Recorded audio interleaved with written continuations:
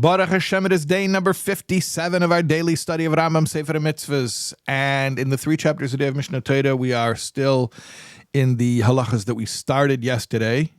We finished the laws of chametz umatzah, and then we began the laws of shofar, sukkah, lulav. We did the first 2 chapters, so today we have chapters 3, 4, and 5 in those laws. So today, correspondingly, we have one mitzvah, just one mitzvah today.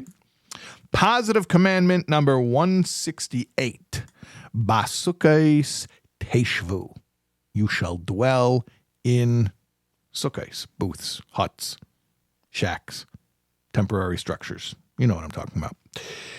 There is a mitzvah, a positive biblical commandment to dwell in these temporary little structures for 7 days. It is a commandment that for the 7 days, the 7 biblical days of Sukkot, and I say 7 biblical days because it's funny.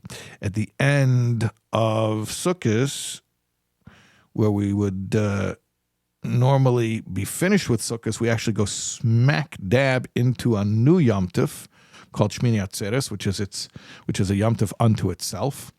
We mentioned that when we learned the laws of Shvisas Yom Tov, that Shmini Atzeres is a Yom Tov unto itself. So then the whole question becomes, what's the status of sitting in a sukkah on that day?